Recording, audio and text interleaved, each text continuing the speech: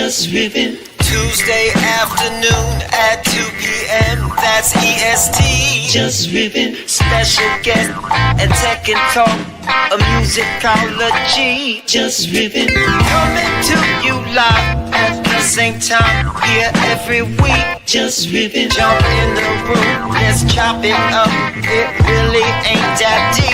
Jus Riffin.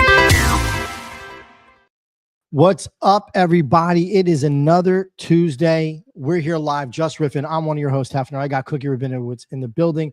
Per usual, we have a great, amazing guest today. Tyler D is in the house with us tonight. We're going to get to know him a little bit better and understand what makes his mind tick when it comes to finance and it comes to crypto and the market. We're going to talk AI. We're going to just get into it with him. We're going to talk music, all that good stuff. Cookie, how you been this past week? What's going on with you, man? It's been really cool and hot at the same time. It's funny. I'm not going to get into it because last week we just were like AI, but like it's just been consuming my life lately because it's implemented into almost everything I do besides actually creating music, which we talk about, but everything else around it. And I find it hard to sleep because it's like all these things that I wanted to do, I wanted to learn, I wanted to act on.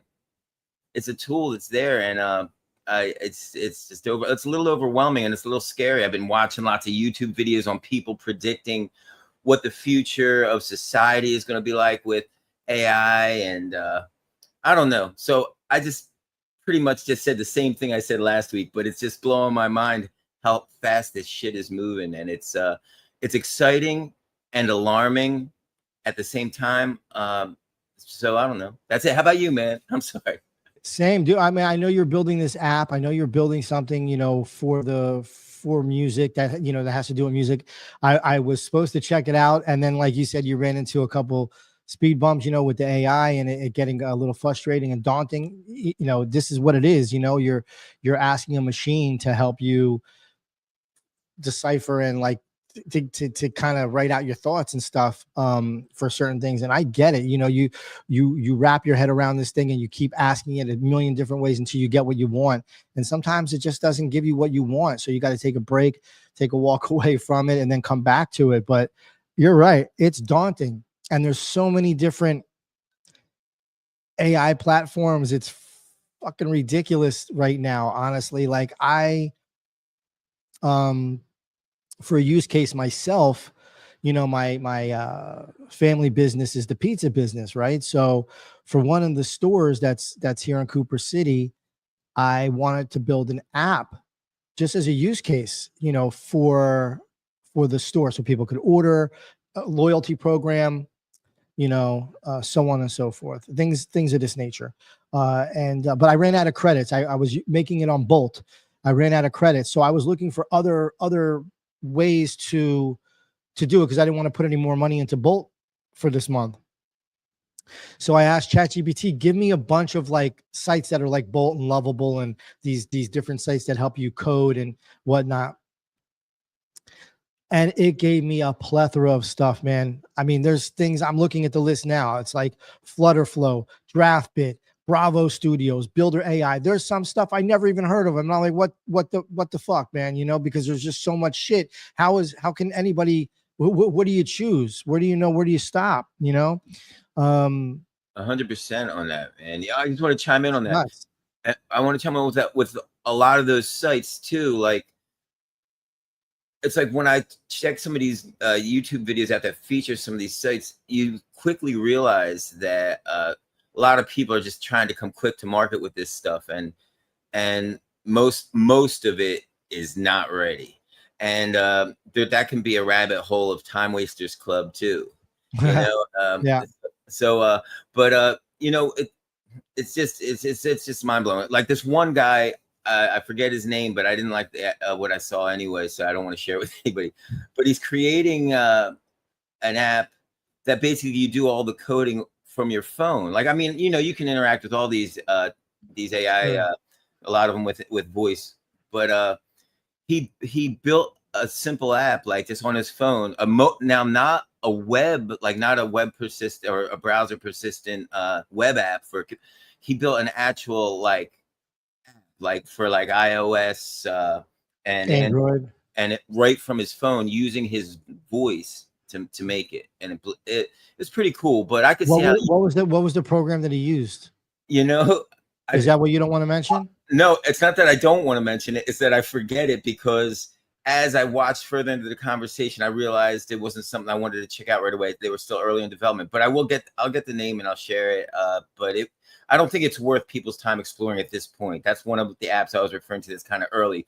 But what they're doing, what they're attempting to do is wild. And it kind of works right now. And that's the way it seems like a lot of this tech is. Most of it kind of works, like, so if you're looking for something that kind of works, it's a great time to get into it. I think it's a great time to just get into it, period. We were talking a little bit pre-show about, the future of AI and where it's going, and, the future of the kids and all this stuff. That's where it's at. That they're building towards this stuff. AMD today is up crazy. NVIDIA is up crazy. I'm sure Taiwan Semiconductor is up crazy. I haven't looked, but a lot of these chip companies that are working with AI to me is the future. Whether it's full on AI or it's humans utilizing the AI as it being right next to you, right? But if you can train the AI to do the work for you, yeah, that's why I see it happening. Quite frankly, I really do. I see fucking robots in the future mowing your grass. All right. So, yeah. That'd be great. Or teaching your kid tennis. They already got machines. They're not AI, obviously, but they got ball machines. You put the balls in there, it spits the ball out. So the next step is, some robot hitting your, the tennis ball back and forth with you. Why not? Hey, I just want to chime in on that real quick. Devin Abiza, great producer. Yes, he's been on the saw show something before. with him. And he posted something that was really cool. It was like long form. I didn't know how to clip it I didn't want to clip it for the show, but he interacted with Suno. He got the stems from Suno, and he made a beat, and it was really cool. Like, he definitely, like, he made the first iteration of it, submitted some of that juice and sauce to Suno, and then Suno gave him back some stems that he liked, then he brought them back in. But that's just one cool way where it shows like a very talented artist can utilize AI to kind of speed up their workflow, 100%. That's why I think it's great for developers too. It's great for writers. It's great for anybody that you're trying to get something done faster. If we had this when we were kids, man, imagine where we'd be at now. That's why I say now, and where it's going to happen. Where it's going, I could clearly see it. I'm sure a lot of the world can clearly see it too, because of you see the market, right? You see the action of the market in these companies that are putting money into it, and investors putting money into it, because that's where they see it's going. Yeah, I just believe that's what it is. The future of life is going to be based around AI somewhat. Speaking of Suno, I sent you a track. I sent my cousin the same track. I didn't tell her. I just told her it was a track I produced, just to kind of, obviously I don't want to tell her it's AI, because I wanted to get her reaction from it. And I prompted back and forth between like Claude and between ChatGPT to prompt me a hit song in the style of like Katy Perry and Taylor Swift. And I didn't produce anything, but I put the prompt in, and it generated this song back.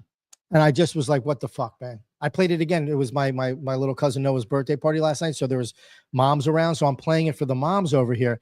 And they're like, yeah, like they could hear this on the radio. I would never have known if someone played me the track. I wouldn't know that it's AI. Now, you remember we messed with Suno in the beginning, and it was real wanky. And they've stepped it up. They've built back into what they're doing. They really believe in what it is. And then Devin Abiza, now you're talking, right? Got stems and doing this thing. And I heard Timberland, the producer Timberland, did something with Suno. I didn't really look too deep into that, but it's all growing, man. It's all growing. The only thing I tell you, and I know you feel the same way, is that there's just no soul behind it. I can't really feel the push, like when someone's rapping or someone's singing, like, when Shaka Khan is singing, or I don't know, anyone that could really, really belt it out. I can name a million singers now, right? or the musicians. I just don't feel that like that realness, you know, that live aspect of it. It sounds too like, you know, perfect somewhat. Yeah, I agree. And this has always been a problem in music now. Even, you know, 100, well, whatever, you know, it's like homogenization of art makes art blah, you know, but this has always been a problem. And unfortunately, with AI now, it's just going to be a really overly, even more. The music business is already, music business is oversaturated. Not music is not oversaturated, but the music business is oversaturated with everybody. Today's society is, it's like output first. You got to output quickly, you know, and I hate to sound like an old guy, but I guess I am kind of an old guy, you know. It's like um back there was a time where people would actually wait until it was ready before they put it out, and now we're conditioned output, output, output, and that's what AI gives us. And unfortunately, the trade-off is there's going to be even more homogenization and oversaturation of mediocrity. And if there's one thing that art doesn't need, is its mediocrity, because mediocre art gets drawn to the suck magnet. Good art gets drawn to the suck magnet. Only exceptional art, that's the only thing what we really need. And you know, that's subjective, what's exceptional art is to the person. And I don't want to go off on one of my weirdo rambles, but you know, AI is gonna make it more difficult to be seen through the cracks for people who really enjoy and love the creation process, because the creation process is being sidelined for output, you know. So Everything is quick though. You're right. Everything is fast. You want to get it out. Like, you know, I spoke about it earlier on the show about, you know, asking ChatGPT, give me a list of like, you know, AI sites like Bolt, and look how many people are there. It's oversaturated now. I see it. And, you know, who's going to be up at the top? Who's going to win? Who is it going to be? You know, don't know, because there's so many companies, just so many things. What's up? I wanted to ask you before we bring up our guest, what you have a show coming up, or it already passed? Because I'm like, you know, always no, in August I'm playing it's like it's called the Cutting Edge Conference. It's like, yeah, it's like music and some tech and law stuff. And I'm going to be playing some new music there, and I'm going to hopefully be showing some people this app that's I think it's pretty much ready, the app. So it's just some music. I got some new music I'm putting out, you know, and I hope people like it. Now this is a conference, right? This is a music conference. It's a conference, yeah. Now, do you? I mean, obviously, this would be speculating, but what do you think is going to be with AI there with music? And do you think that it's going to be a topic of discussion there?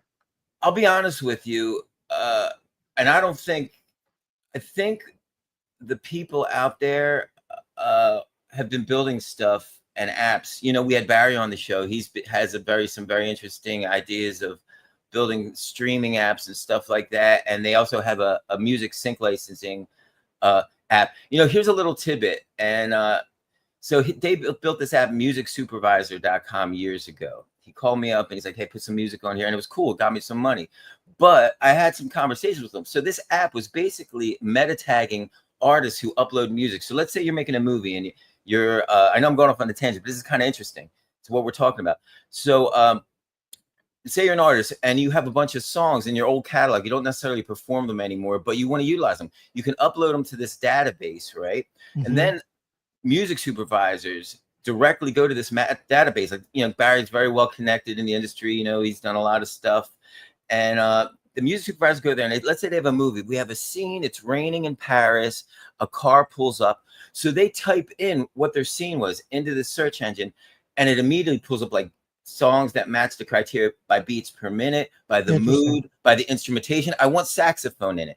Anyway, so here's the punchline of this. So he built this thing about 15 years ago. Okay. This engine was so beautiful and amazing. They built, it works really good for music supervisors to quickly find the music they need to put in a placement. So he disclosed, you know, publicly though, they spent $2 million building the search engine that works for all this meta tagging and that 15, you know, when they built that. Can you imagine? That tech is probably worthless today. You know, like AI boom, boom, boom, boom, boom, boom, and then it's just like, so I think about stuff like that, and I don't want to say the tech is worthless, and that their site and what they do is amazing, and they're always rebuilding. So I'm talking about a conversation that I had with them years ago. Like, I'm sure they've implemented all this new technology now and they're working on it. We got to get them back on the show to talk about it.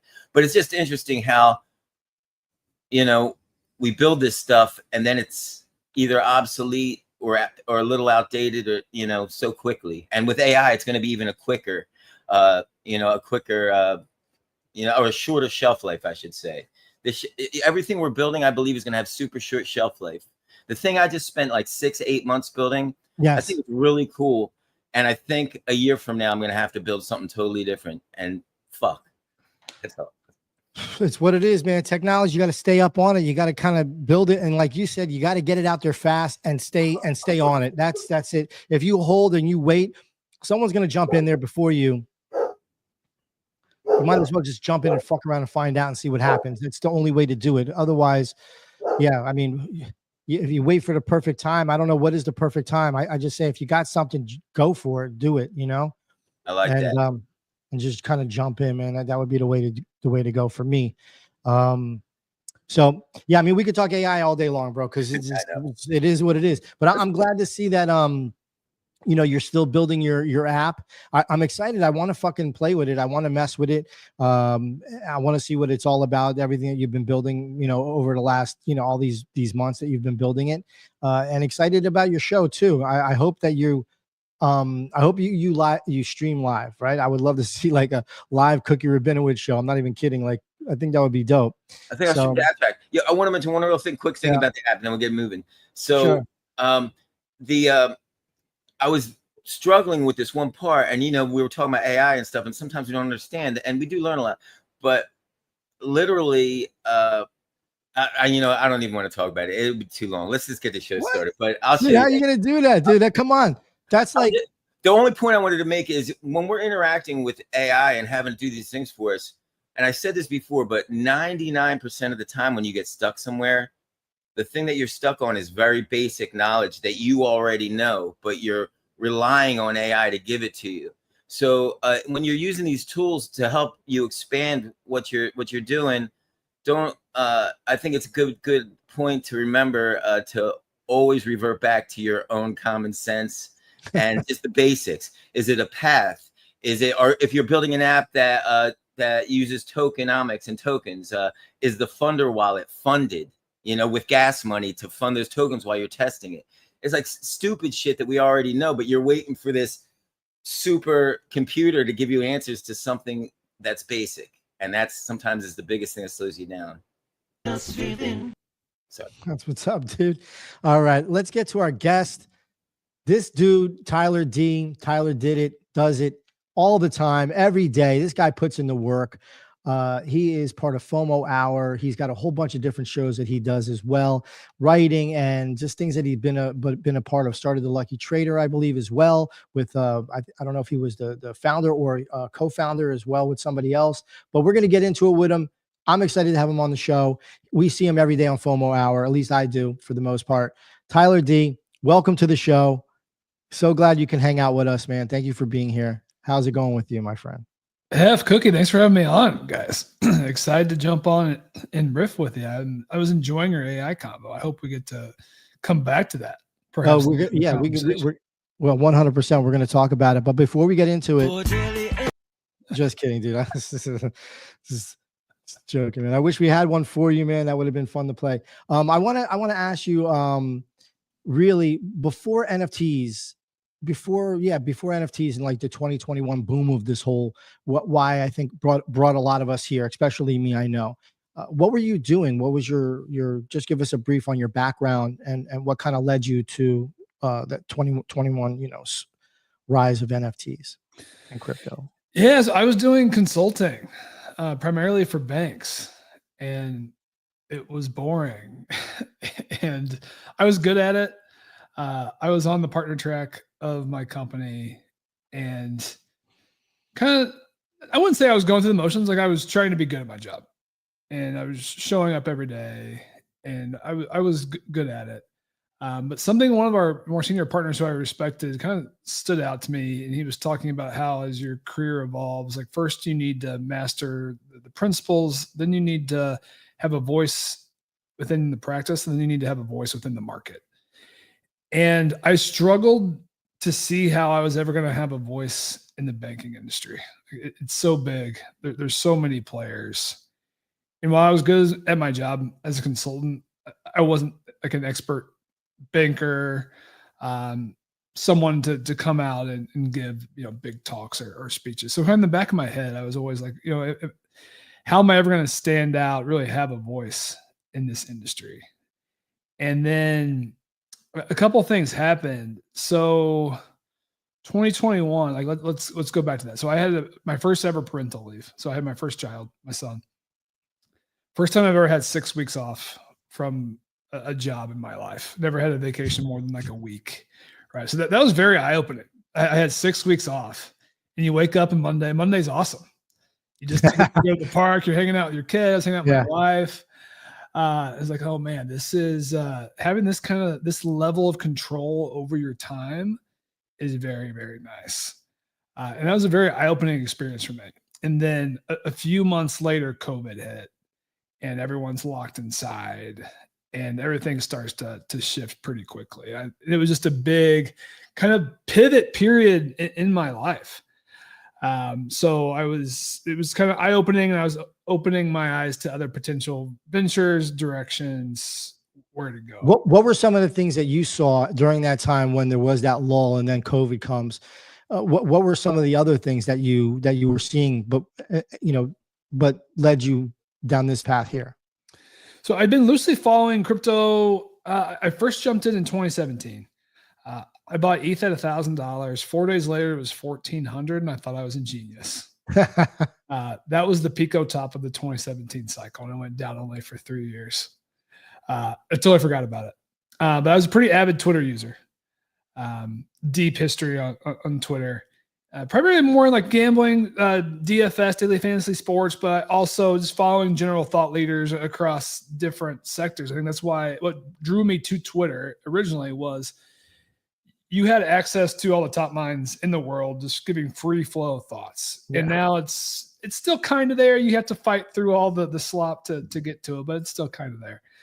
But I started following more people who were talking about Twitter, or about crypto rather. Started going down that rabbit hole a bit more. And then sometime in that time period, I don't know if you remember this, there was these groups of truckers who were protesting in Canada. And the Canadian government effectively shut down access to their bank accounts. So they were totally cut off from any kind of money. And that was a very eye-opening moment for me as well, for the power of crypto and how it enables you to have options in a scenario like that. And then we're going through COVID, and the US government is keeping everyone in their homes. So it's not a huge stretch to see that maybe that dystopian future is a non-zero possibility, right? So like that was eye-opening for me as well. Started digging into crypto, going down the rabbit hole, sat down with my wife.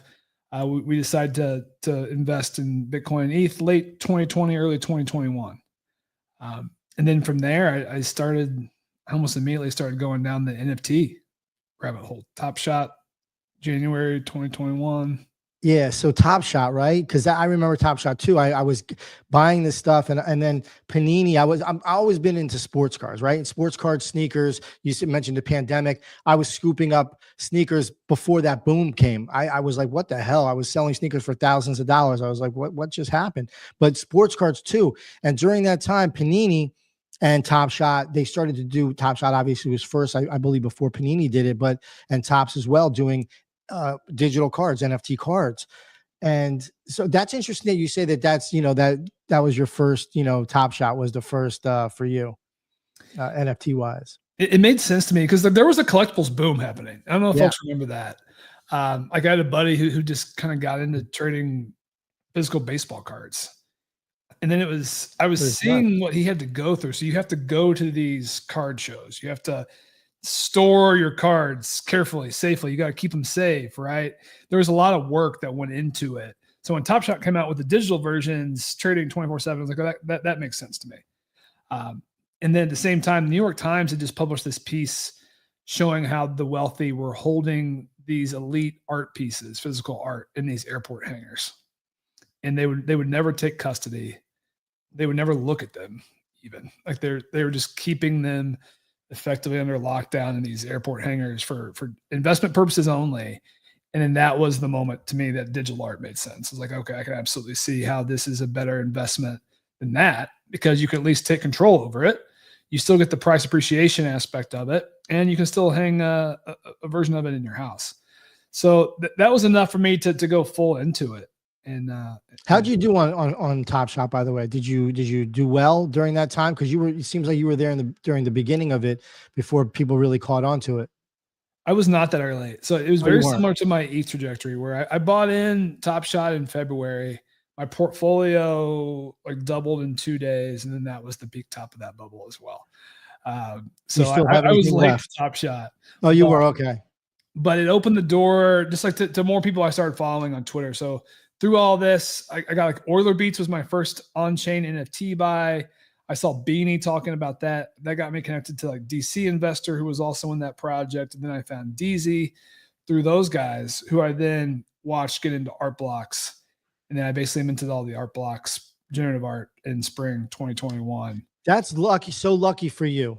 I don't know if that's why you came up with the lucky trader, but very lucky that you met those people, because you could have met a bunch of other scammer people. I'm sure you're a smart guy. You probably would have weeded through all that stuff, but so awesome that you were able to meet these people that were actually putting you on the right path, to the trajectory, to where you're at.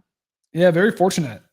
And just shows like the power of curation and the importance of curation. Right. And it's okay to take in a wide funnel of ideas of content, but you also have to know how to weight those, how to weight opinions, who to. What was your first thought though? Like when you see these art on NFTs, what were you really thinking like in the beginning? Because it was such a heat wave of like people going, oh, you can make money from this, and then that whole like just people flipping it for the money aspect of it, which is nothing wrong with that. I mean, shit.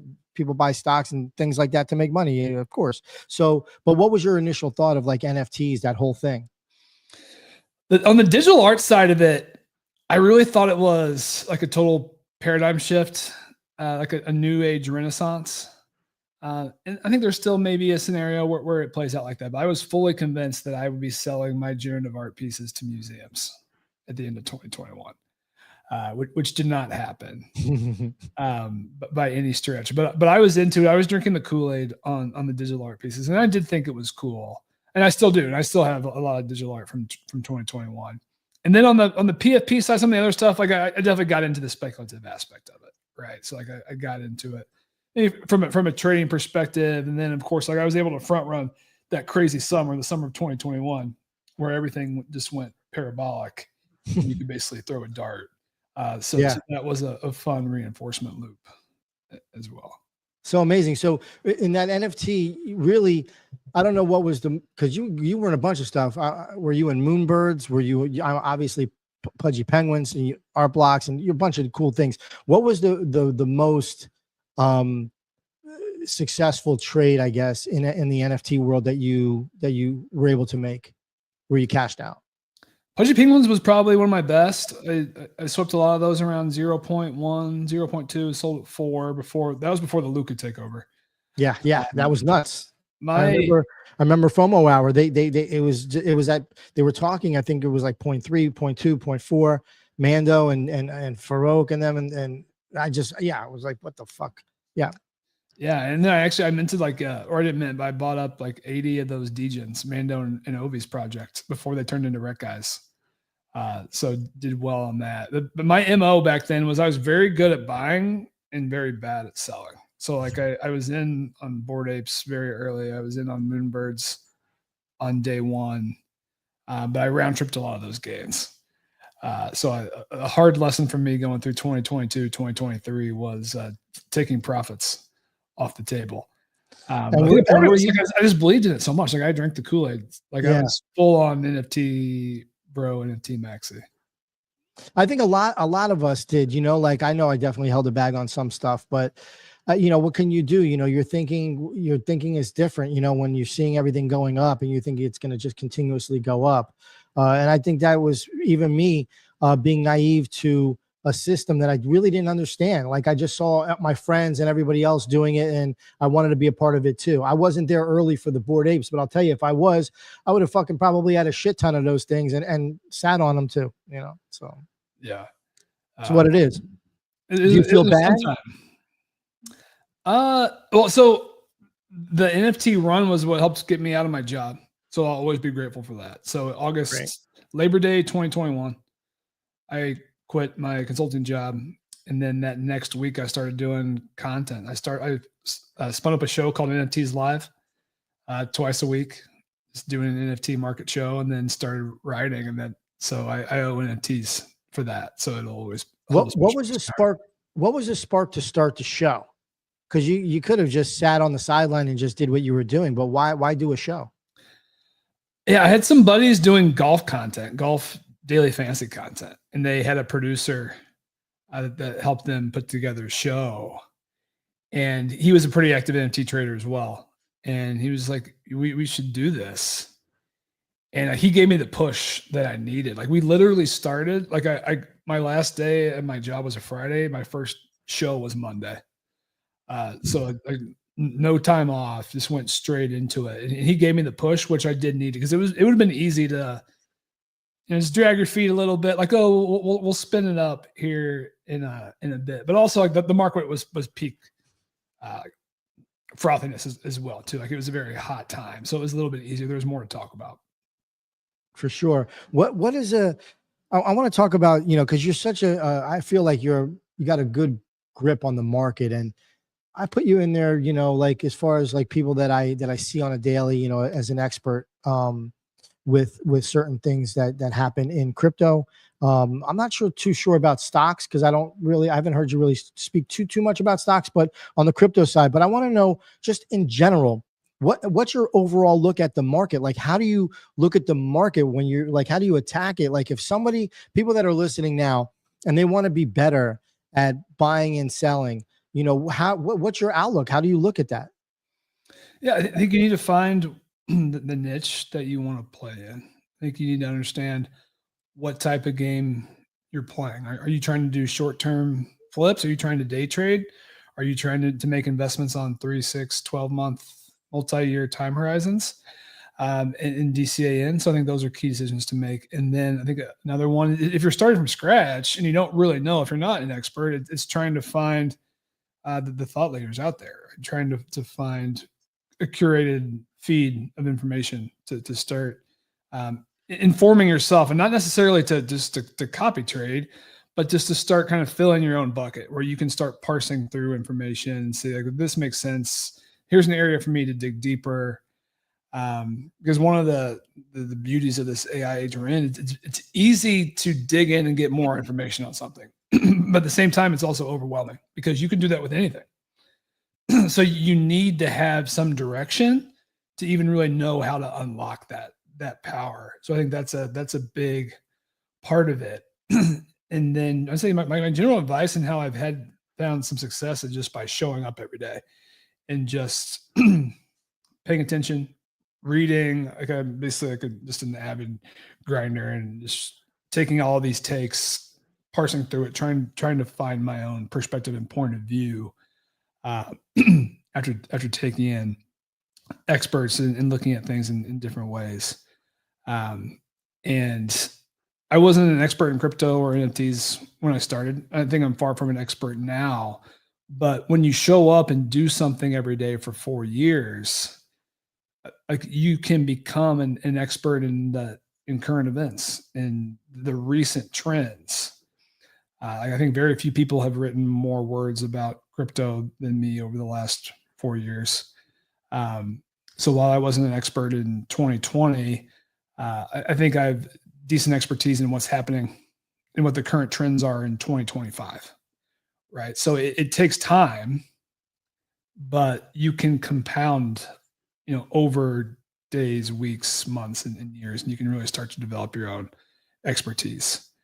Yeah, you build your own like outlook, I guess. Yeah, you build your own like what you're you know what to look for, and things that are bad and trends, and obviously you're around great people, so your peers are smart people too, and so you get it. You get I wouldn't say like an insider, but you get a bunch of brains that kind of act as your AI somewhat, right? Yeah. That help you out, and vice versa. I'm sure they're getting some good stuff from you as well. It's always good to know smart people, man. What should people be looking for? When they're thinking about investing, what's the number one? What's the real most important thing that you decide whether you're going to get into that company or not to invest? I mean, I don't look at individual. So I guess from a crypto company perspective, so just I guess to level set, like I don't take on a whole lot of individual stock trades, for instance. I primarily invest in crypto protocols. I trade tokens. And Let's talk crypto. I'll give you two tokens that they're not the standard tokens that everyone knows like Bitcoin, Ethereum, but I'm going to mention two: Rect as a company, and then Pudgy Penguins and Pengu. Like, how do you know like to invest? I know you might be a little biased there with it, but like, how do you know from an outsider that this is a good play? Yeah, I think not financial advice, anybody. This is not anything we're talking about is not financial advice. We're just talking as friends over here. I'm trying to get the inside scoop. Yeah, I think key aspects to look at. One is the founder or founding team. Do you believe in that person? I think that's incredibly important in crypto, probably universally for investing. I think that's one.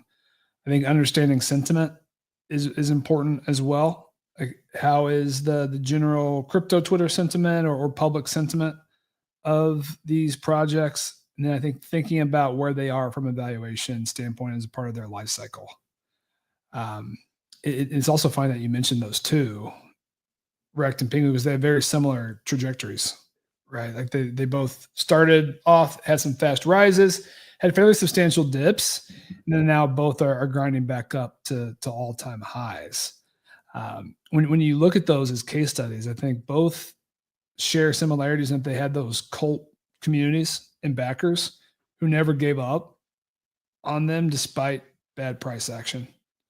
Right. You had founders who were driving the whole time, not getting frustrated by bad price action, but also maybe using it as an input to changing their direction a bit. And I think you're rocking the right tab. We've seen Ovi, we've seen a little bit of a shift in him, right, over the last couple months, and how he's becoming so much more forward. I'd say a little more aggressive, Focused.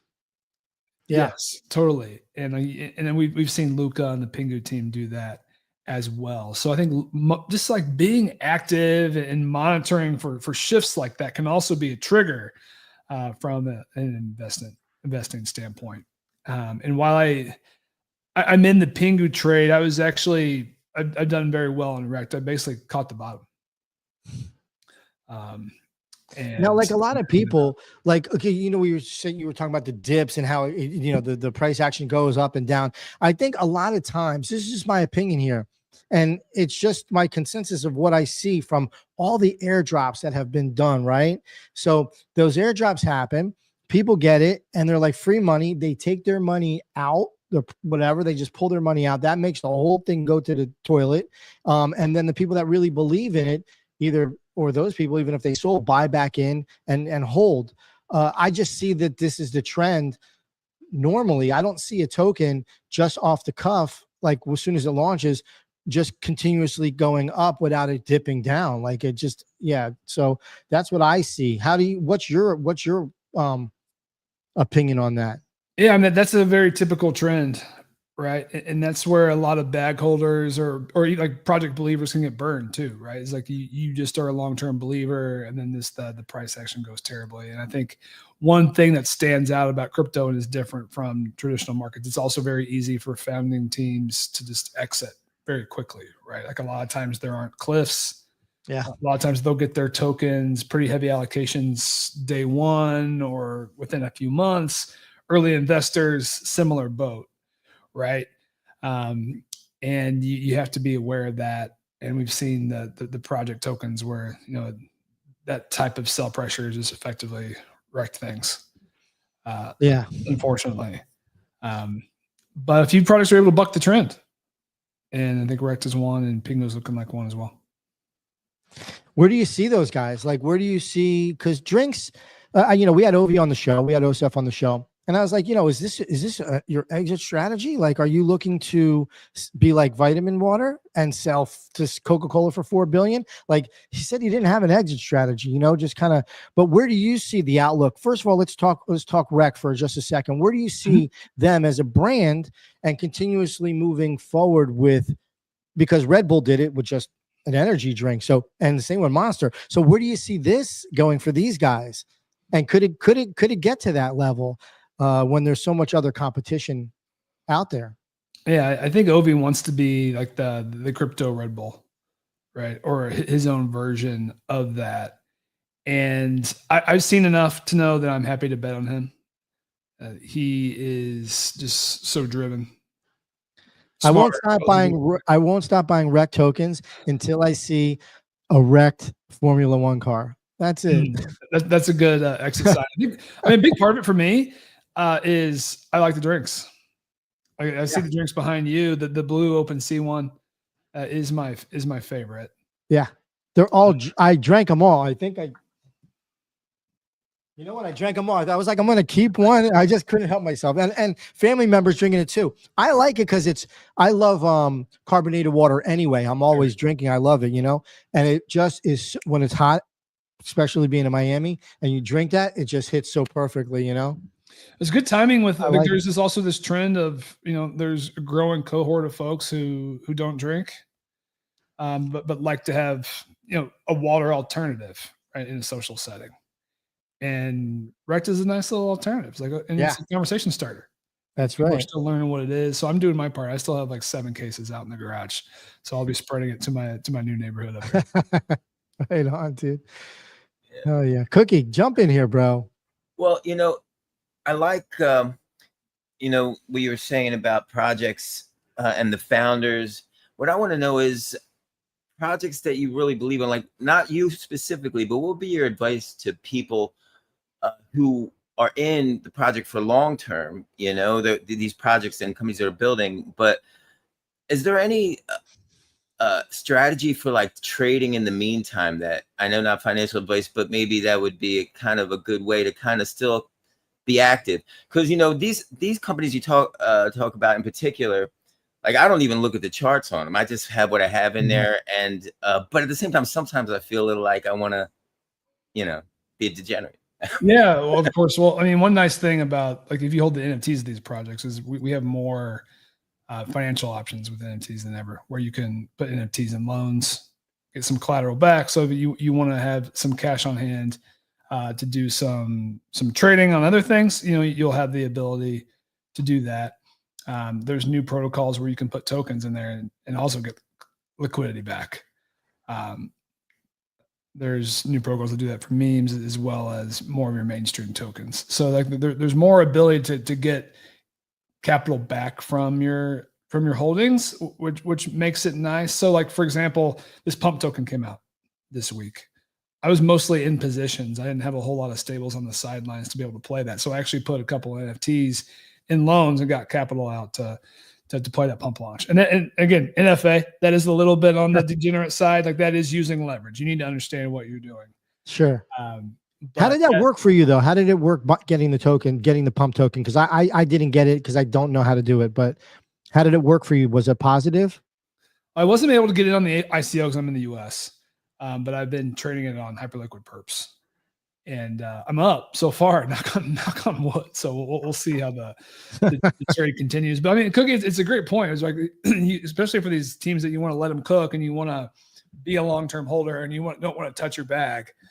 But it's also hard when you see these other opportunities pop up, or you're bored. You want to trade. Like I like to put day trades on sometimes in size.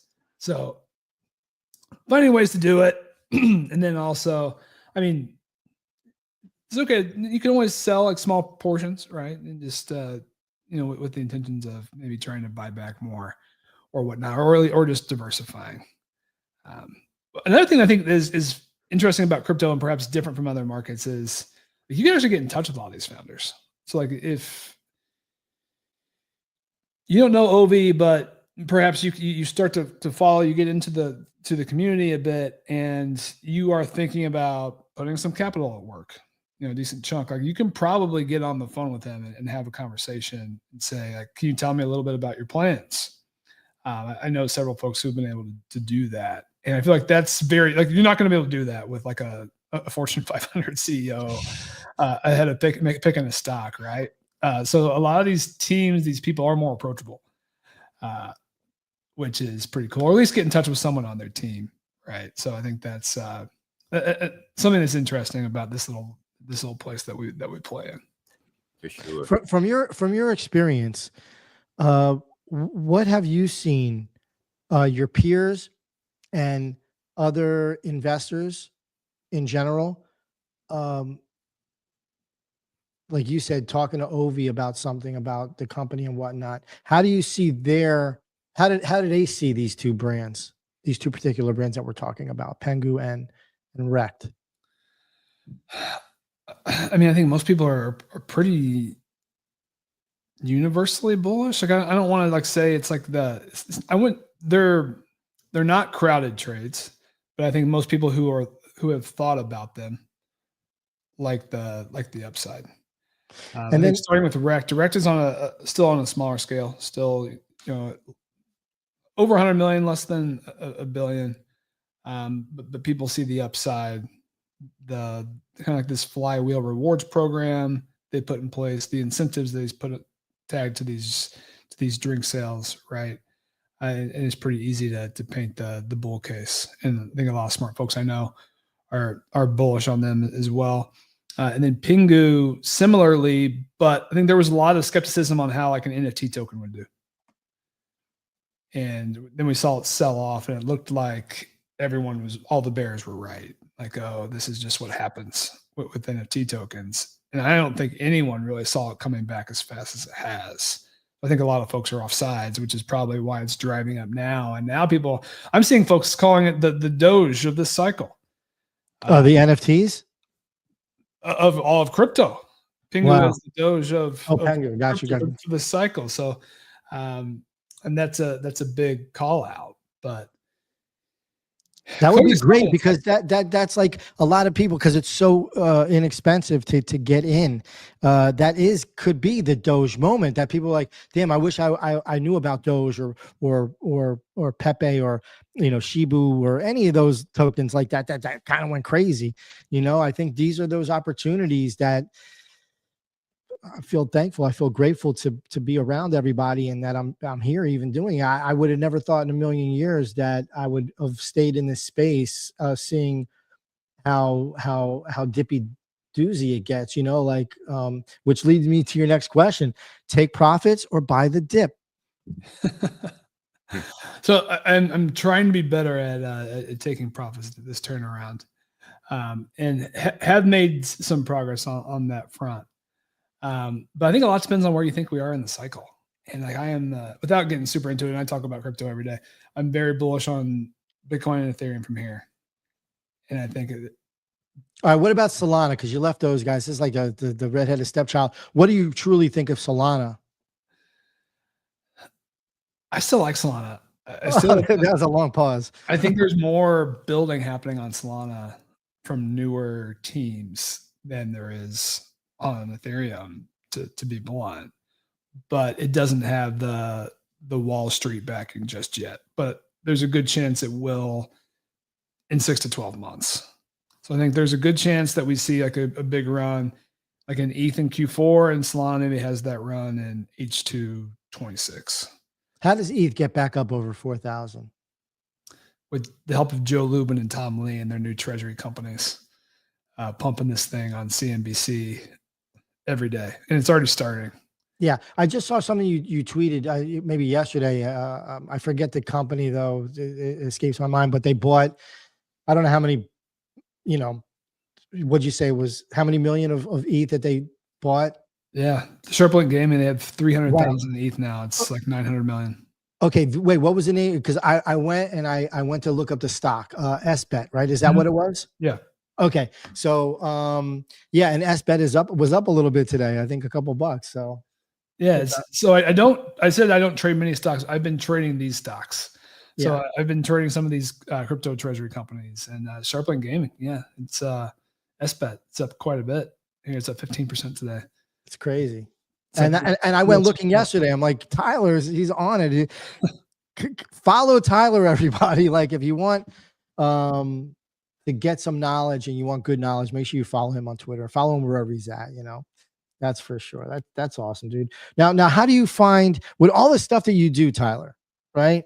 All this crypto. I mean, I don't know if you're counting Bitcoin in your sleep or what. You're hearing numbers, having nightmares of someone chasing you, stealing your wallet, your seed phrase. I don't know. And doing all these shows and being up in the morning and doing a daily show, like how do you find time to do it? How do you find time to do the shows, let alone blow your nose? Yeah, a couple things. So one, I love it. So it is easy for me to get out of bed every day.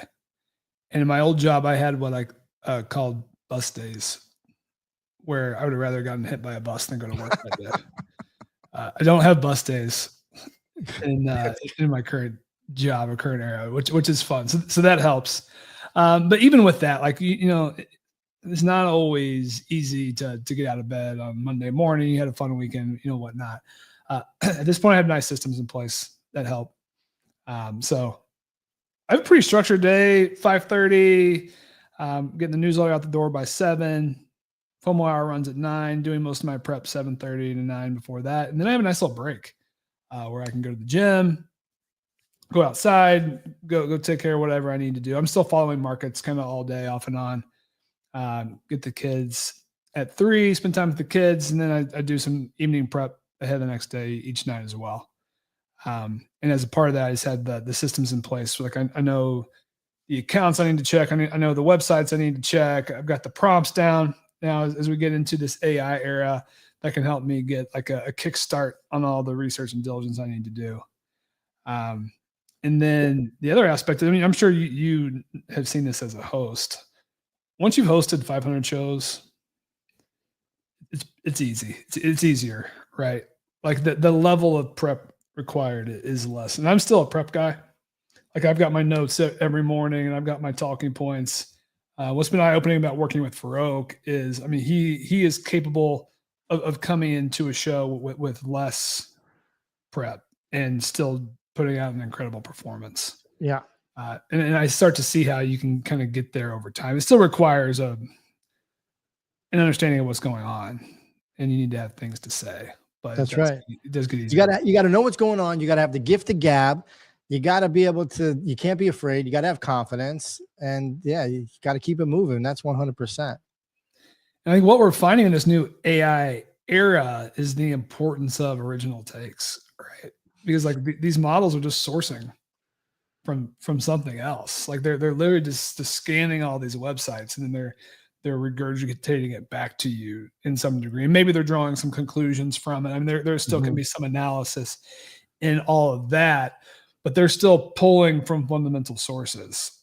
So I think if folks find themselves getting down about like the state of AI and its progression, I think you can always look to that as a point of optimism. It's like, hey, you can still be the source. Like you can still create original content that is pulled from these models. So we still need people, showing up every day and writing out their thoughts, right? In this new era. That's right. I mean, you still have to do the research. So whether you were just using Google, now you have these other things like ChatGPT and Claude and whatever else you can utilize. I mean, shit, back in the day before Google, I think it was the encyclopedias you had to, or microfilm. You had to go to the library and look up, old newspapers and stuff. But your Aunt Esther. Go ahead, Cookie. No, I was just saying your Aunt Esther. You'd ask your Aunt Esther, hey, how do you do this? That's right. If you had an Aunt Esther. Everyone has an Aunt Esther. No, but that's actually, today that's where we're at. Technology today. Utilize what you got to get what you want. If it's there and it could help you, great. And I agree with you. There is so much regurgitated shit because people are just copy and pasting. They're not actually doing the research. And then as a journalist or a writer, taking that research that they've gotten and then write it into their own words. So, yeah, I think this is, And it still gets a lot of things what a lot wrong. of people do. Right. So you have to have some level of knowledge to understand, like, oh, this isn't right too. So I think that's another thing to be aware of. But it makes sense to use it. It makes sense to get comfortable with it, because I think pretty soon there's going to be a split between the AI savvy folks and the no AI folks. And I think one group is probably going to have more success. Maybe not universally across every field, but I think in a lot of fields that's likely going to apply. You got to stay hip to what's going on. Now you have children, and we spoke briefly before the show about AI and the youth and the kids. What's your real outlook here? What's your take on what you're seeing already and how your kids are reacting to it? I think about it a lot, and like I just have a whole lot of open questions. Like my kids are 4 and 5. Are they going to go to a traditional college and have a traditional 4-year college experience? On a 4-year time horizon, I would say yes, absolutely, with 100%. On a 10-year time horizon, it's a little trickier of a bet. And I don't know that I'm 100% confident that it'll be the same. Like similarly, like, are they going to learn how to drive a car? Well, they need to. Sure. On that note, do you have any ideas or thoughts on what maybe you would guide your kids in for a life choice of what they do? Because who knows what there is going to be to do.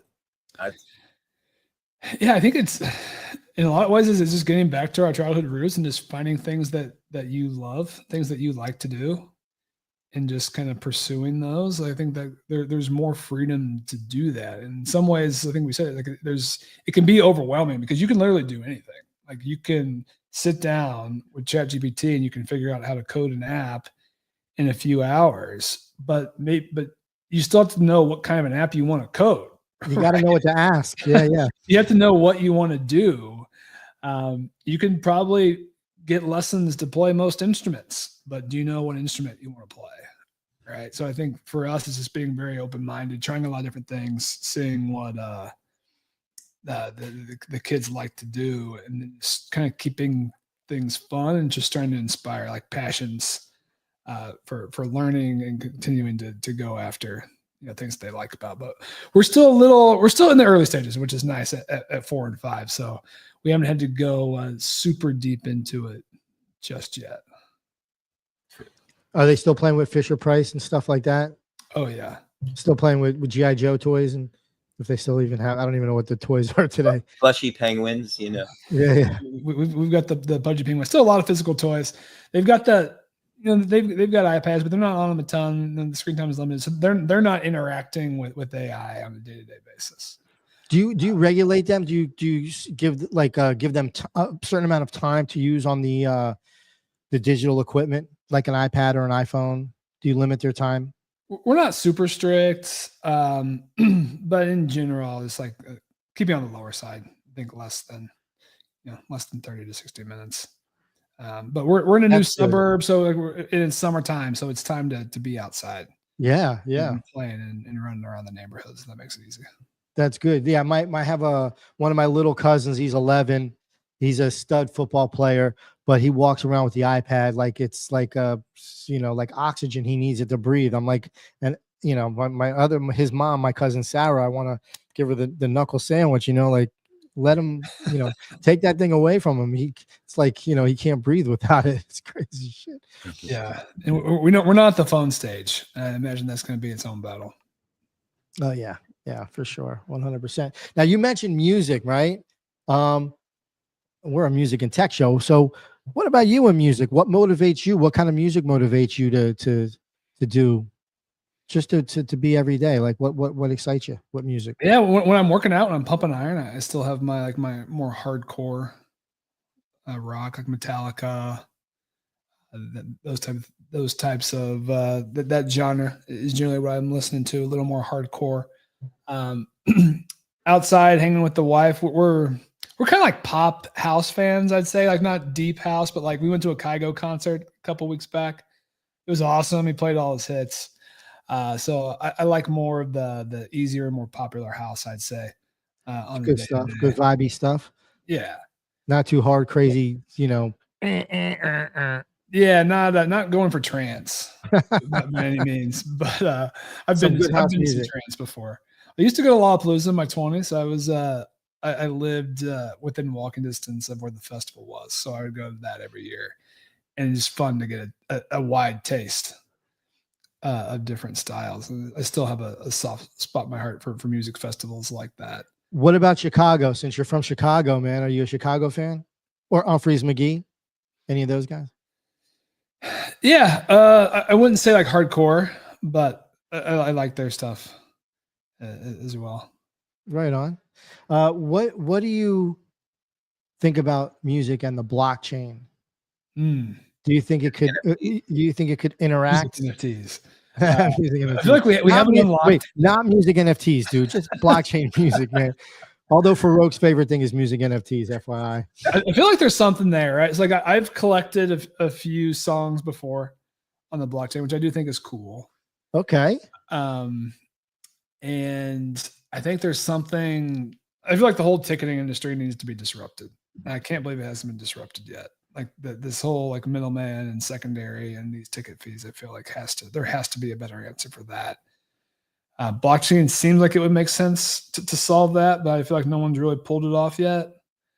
So I feel like that could very well happen in the nearest future.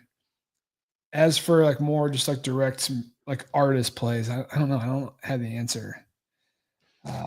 As a fan of music itself and a consumer of music, what would make it for you? What would be the difference that why you would support music on the blockchain? Well, I think one, you need the infra or the app that's going to make it easy to collect and still play it, listen to it on a daily basis, right? Like Spotify is very easy for me to use, right? So we would need some version of that. But just like collecting art, I do think it is cool to collect songs that you like. I mean, there's going to be a price limit where that makes sense. But I mean, collecting CDs, collecting DVDs back in our, 10, 15 years ago, like those are fun to show off those collections, right? Humans love to collect things like that. Sure. I don't think that's going to change. I think there's an aspect of that. I don't know exactly what it looks like. It's probably the killer app where you can have it all there. You can show it off. You can play it. You can integrate it with your home sound systems. And I just don't know if we have it yet. A lot of people trying to build it, on the blockchain stuff too. Not really, but on the AI stuff, I got to ask you now though, because we were talking about the music you like to listen to, and there's been a lot of talk on Spotify with these AI bands. This one particular one that's on there. As you as a music appreciator, would it affect you or not, whether it was a real human behind the music, or if you wouldn't know and you like the song, or I'm just curious, just on an unbiased take of that. I think it would bother me. I think I'm not fully embraced the robots from a creator perspective. I want a little more soul behind the music. So I want it to come from a real artist. And I feel like I would always assume that it was still just kind of a derivative of something else. It's a cash grab. It's a rug pull. Listen, guys, my take on this whole Suno band Spotify thing is, this is obviously just my take, but fucking props to Suno. Props to you guys, because I know you were behind this band and you guys got the buzz going. Now people got all eyes on Suno. If it's not Suno and Suno didn't do this, I am Retardio's cousin times 10, because if I were working at Suno, that's how I would have done it. I would have did it just like that. What do you guys think on my take? Do you think I'm way off or what? Go ahead, Cookie. I just think, what did they do? Did you like the music? I don't think it had anything to do with the liking of the music at all. For me, it didn't matter. That's my point. AI music is like, just, we spoke about it in the beginning of the show. You got to punch me through it, bro. I need to feel it. I need to see what you're doing and feel what you're doing. But I think from a marketing standpoint, Suno did the right thing by doing whatever it was. That's what they do. They make AI music. So I thought they did it. I think that they're behind it all. I don't think anybody else is behind it. I don't think Joey and his sitting in his mom's basement in his underwear made that band. I think Suno did it. I'm not sure I'm fully up to speed on this event. So there was Cookie. You can you explain it? You know better than I do. The Suno Spotify. There was a band not as cool as was it the Bear Bash? I don't know. I had been but there was a band called Sundown something or another that was created. It's all AI. It's on Spotify. Now there's artists that put their music on Spotify that are up in arms, indie artists that probably don't get a lot of streams anyway, but they were kind of up in arms about it, saying, this is taking, share of stream revenues. And it's a valid point because they don't even pay real artists unless they have a certain, threshold of streams. And I don't want to get into all that, who cares? You put your music where you put your music. And if you put it there, then accept the way the deal is. You got to accept the deal you take. But with the Sundown band, they're getting wildly popular per se. We don't know really if it's botted. We don't know if their listeners are AI. Who knows? They're listening. But at any rate, there's a lot of concern about it because we talked about it earlier in the show. Music is already very well populated with a bunch of people really doing it. So if I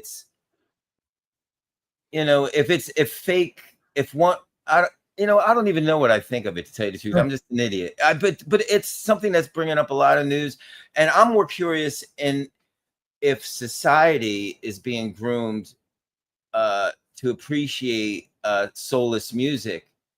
I'm more concerned with that than people making soulless music with whatever tools they use. But just like people get used to the sound of auto-tune. Even myself, you put on the track on radio, it's got that robot voice, and people have been used to that for years, and now they're almost used to it. People are used to the sound of an MP3. I'm just gonna go on for a little bit. I'll be done in a second. You go to a concert now, and most live rock bands, except for the old school ones like the one you mentioned, and many other ones, there's a lot. And I'm not throwing shade on them for it, but most of them, a lot of them are playing the tracks. So they have a full band up there, the guys, but then they have tracks supplementing and it's not because they're posers for the most part, because they can play the parts, but society is used to hearing this little compressed MP3. People don't want to hear the guitar player break a string anymore. I used to love when the guitar player broke a string. I'd be like, fucking, that's rad, Yeah. So anyway, I don't even know if what I said is cohesive to anything we were talking about. I'll be over here if you need me. It is. I think there's actually a decent analogy or corollary to what happened in digital art, right? So there have been a few AI artists, one Bono, the most, that have had some success, and I think it has had success from a collectability and price speculation standpoint because it was one of the first, and it was pretty good at it, and it had a group of people who were kind of backing it with some capital. With that said, we haven't seen an explosion of people collecting AI generated art, because what's attractive about that? Right? In general, the reason you're collecting art is you like the artists. It has to be more than just about what the output looks like. I think it touches you in a certain way. Yeah. I think music's the same. Right? I think the band behind it, the artist behind it, is a pretty important part of the story. Will you ever be able to watch it live? Right? There's other factors to this. So I'm bullish on people in music and bearish on robots in music, at least for the near term. Yeah.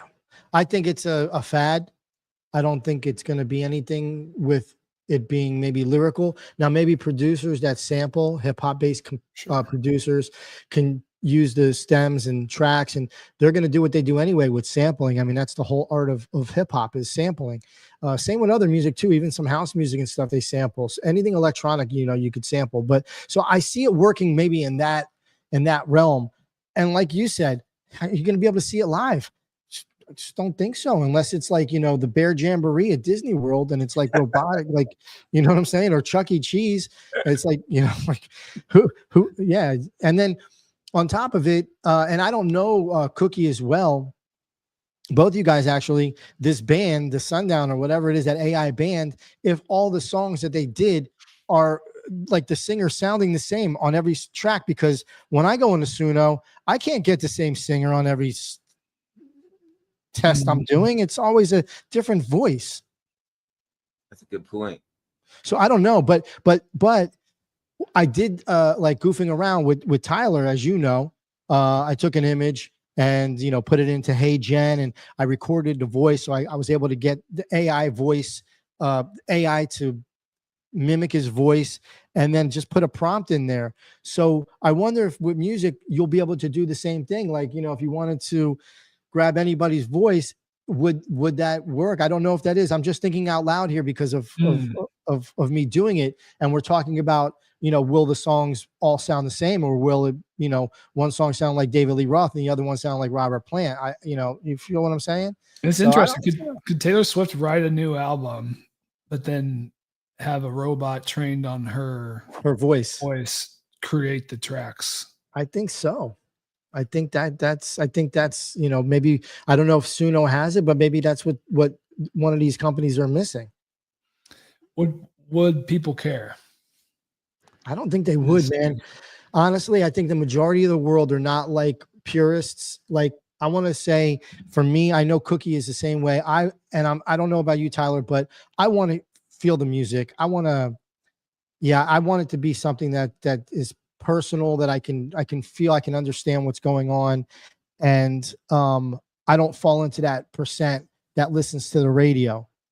Radio music to me is programmed music. I think to me, that's robotic music. I think all that pop music you hear on the radio, it's made certain, you know, certain hertz, certain sound. Cookie, you can contest to this, yeah?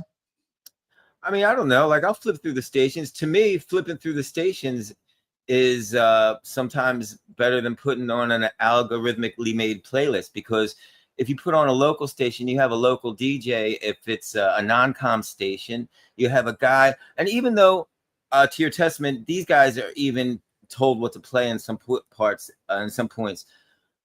But sometimes I like to turn on the radio, and I don't do it often, but I do it just for the random thing, maybe a guy talking about something, but the music, I don't know. I mean, to me, unless you curate it yourself, it's going to have that element you're talking about in it. And then sometimes you don't want to curate it yourself because you want to expose yourself to new things, and you might get lucky and find a gem somewhere in the land of cheese sometimes, you know? Yeah. I mean, I just feel that most of the stuff that's on the radio, pop radio, is very shiny, overly shined. They buff the shit out of it, and it doesn't have that raw feeling to it.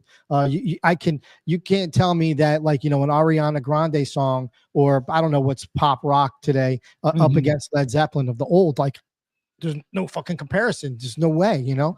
I mean, what do you think, Tyler? Yeah, I mean, I think that type of music is kind of packaged up that way, right? And like, that is the purpose of it, and artists are probably making money off of it and whatnot. But yeah, I'm on your side of that as well. Now, what about a platform that's giving away XP? Now, we've spoken about this on our show several times, but a platform, app, or whatever that actually pays you, gives you money, gives you things back for your engagement, for listening to the music, for, you know, I don't know, engaging with your favorite artist. Maybe, you know, Cookie's your favorite artist. You bought one of his full-length albums, and you bought, you know, a T-shirt or something like that, and you're getting XP. Now you get a free guitar. You just got enough XP for a free guitar. Like, what's your thought on this? Do you think that would be enticing for anybody in the public that is looking for a new music platform? Yeah, I think that's the biggest unlock that perhaps we haven't really figured out. And I think we've started to see bits and pieces of that. But how do you enrich the true fan experience via the app? And like, what are their additional incentives? Because listing alone is enough, right? Because like that there is incentive to do that. You get pleasure out of it, Right. right? But like, kind of a light bulb moment for me is like, we're starting to see like Spotify's doing this a little bit, where you listen to a lot of someone's music, you can get early access to their ticket sales for their concert. And I mean, I feel like that's like the lowest hanging fruit. Yeah. Right. But that is a nice benefit. And so I think a more custom app that goes further than that, right? More perks than that. I think there is real demand for it. But you still need to have what I want to listen to on the app, right? Like it still has to be the artist that I like, the music that I like, and there can't be other hurdles. Like I still need to be able to listen to it and connect it to my devices and all of this. Yeah. But I like the idea, and I think we're going to get there. I believe so too. Go ahead, Cookie. I was just going to say, do you think it'll be Spotify that plugs this all in, or do you think it'll be some new upstart? Man, that's tough. Because Spotify already has everybody there for the most part. They don't have to build that part. They just would have to add on. It feels easier for them. I mean, they would be the favorite, I think, in the conversation, or just they could acquire someone who does it. But a lot depends, like on the artists who want to do it and what level of access they want to provide. That's right. Is it like a group of artists who get behind their own platform? And I could see it playing out like that as well. On that topic too, though, one of the benefits of Spotify, because I use it as well, it's awesome. In the car, you just say, hey, play this song. It comes on and you drive to work or whatever. But anyway, do you think that it's a high friction point, or do you think it's mandatory to have it all under one roof, as opposed to, like, let's say artists use this technology and use it individually, and you could still use it seamlessly. Like, so you'd be in your car and you'd say, hey, play Hefner's new jam, and it would play it, but not necessarily through Hefner. It would play, I mean, not through Spotify, it would play through his thing. Do you still like the idea of just one app that has everything, or would you be open to individual artist apps of the artists you like, of course? Yeah, I think we're open. I think I'm open to it. I wouldn't want to have like a dozen apps. That's the problem. A handful. That's a problem, because I remember Jay-Z actually did this like 20 years ago, I think it was. Tidal. No. Jay-Z made an app on I think Samsung. He made a phone app with his album was released only on first right on this app. It was like his version of a streaming platform. And I'm sure it was a deal that made sense for him to do, but it obviously it didn't work. You guys don't remember this? I think I somewhat do, but maybe that was too. I think I do. It was a many little years ago. It was probably before some of you people here were born, but not me, bro. Shit, Tyler, maybe he's the baby of the bunch over here. I'm so fucking old, man. Jesus. But anyway, but so I don't know, but he did that. But I think the point I'm trying to make, or I'm not trying to make a point, I'm trying to more like ask for input. I think that time people weren't ready for it, but I think now they're more open to it. But there is still the pain point of, I got all these icons on my phone. I don't want 100 apps. Like, I don't want Hef's app, Tyler's band's app, and Cookie's app. So I don't know. Yeah, I think it's a platform that can handle the hardest part there is the licensing, the music licensing for any company that's looking to start a music streaming service, because you have to have those relationships and you have to have plenty of money behind it so you can get to the people so they can agree and license the music to you so you can stream the music on the platform. And then, like Tyler said, the same with the artist having to agree to give away things. Now, we spoke earlier today too, collecting. Humans love collecting. Fuck, we all collect things, whether we like it or not, we do. And music memorabilia is huge.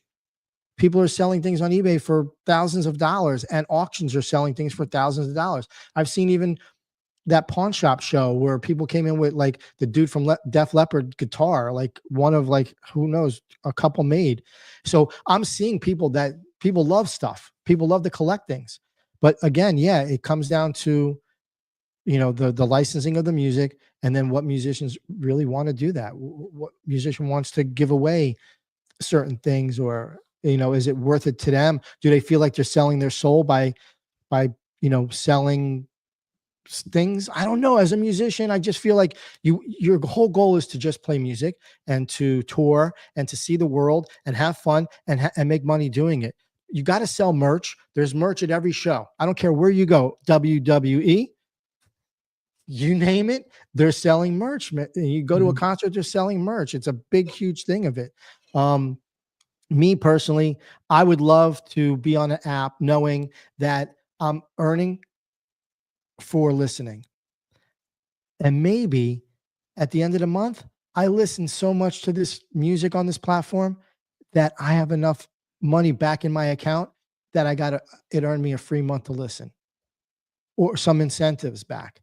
I think, this is something I would enjoy. Now, Tyler, as a consumer as well, is this something that you would give a fuck about? Or do you want to just get on the platform and listen to the music while you're driving your car, doing your working out, mowing your grass, doing whatever, and that's all you care about? If the incentives are good enough, I'll switch. Like You would? if I get better, if I can unlock early access to ticket sales, if I can unlock or get free tickets, merch, or perhaps exclusive merch, right? Like, yeah, a cool hat that no one else can get. It's not going to be sold at the next concert. right. I think that there's perks like that are cool that I could see like hardcore fans getting behind. I like it, man. I wanted to get your take on that, because we've been talking about it for a while, and I feel like if anyone's really going to win in this space, that's a good way. And then, you can solidify things by having it all on the blockchain. It's authenticated. It's no need for anything else. No need for another third party. It's already done, So I'm glad that you were saying yes to it, that you would, switch over if something were appeasing. Yeah. Enough. Yeah. Awesome, Definitely. dude. Hell yeah. All right. So a couple more things, and then we're going to let you run, because, we're getting close to the end of the show here. One I wanted to ask you before my last question is, why move? Why did you guys move from like YouTube to Kick? What was the whole purpose behind that? Because, we want exposure. So what was it? What was the main thing behind that? Yeah, I think to get a few of the shows under the same umbrella, to try to unite more of a listener base across all of them, to just kind of come up with maybe a bigger package of shows, so to speak, and then just try to grow the new sub base over on that platform. So it's been an interesting start so far. I think we're going to continue with it here for a while. I don't really necessarily have anything bad to say about YouTube and or streaming on X.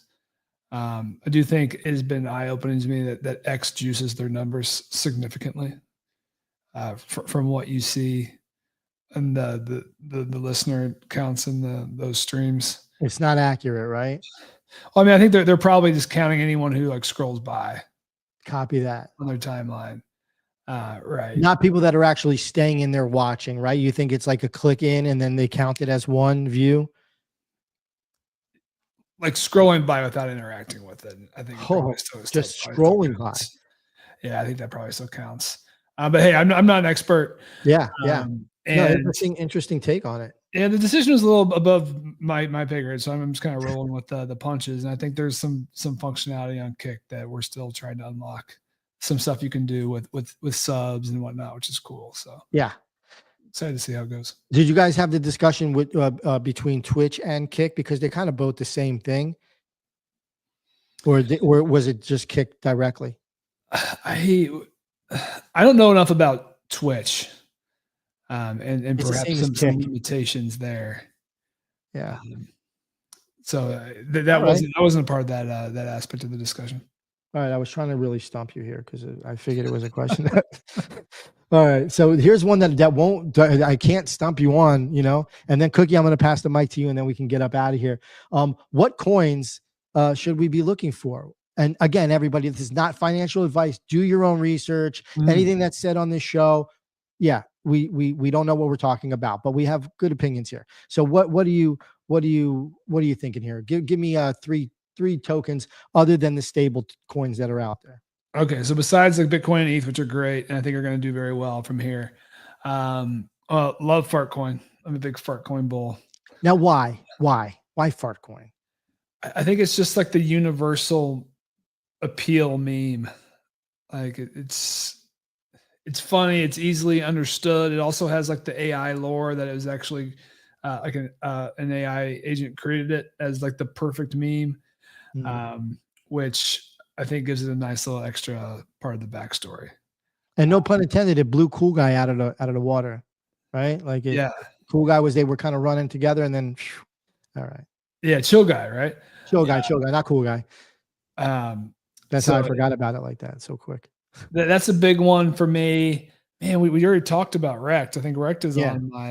And besides those guys, besides Rect and besides Pengu, something new that we didn't talk about. I like SBX. Murad's baby token. We're going to flip the stock market. I like that one.